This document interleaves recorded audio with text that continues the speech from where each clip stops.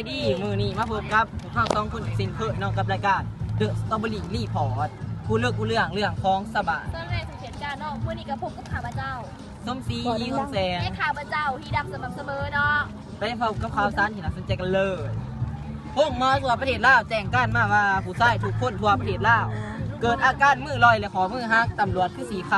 ขาดการว่าซักวาวลายผูด ตอนเช้ามื่อนี้ย้อนคงใช้การบินเนาะแต่แอร์ไลน์ได้เกิดตกลงอยู่น้องพักขะแยะเจ้าหน้าที่ขาดการว่าเหตุที่ย้อนตกนั้นย้อนพ้นบ่ตกย้อนเลยตกแทน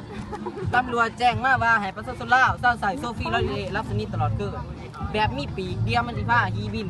ถ้าหากว่าไพ่ลวงละเมอจะถือปรับไม้และจับเขาคุกเป็นจำนวนเงินใบ500กีบขาดกับสลิปย่าน3ตัว10 บาท กระทรวงคมนาคมเผยแนวทางการแก้ไขปัญหารถไฟเสี่ยงตกล่างเตรียมโยงย้ายรถไฟไปวิ่งบนถนนและให้รถยนต์วิ่งบนล่างแทน ตำรวจแจ้งจับเท่าเท่งสาเหตุไปลักสีงัวของประชาชนเหตุหายงัวตายตำรวจคาดว่าสงสัยไปลักสีงัวของประชาชนตอนกลางคือ ตำรวจแจ้งจับทาบาโดเหตุยอดแถวยาวกลัวรถโจก ข้าทวิรัตสลุดสลิปหลบว่าเข้าบาดเจ็บสาหัสตำรวจคาดว่าสลิปย่านแล้ว นางบัววานได้เสียชีวิตตำรวจขาดการว่าผีหลอกเพิ่นเลยหลอกผีต่อเลยเหตุให้เสียชีวิตทั้งผีทั้งคน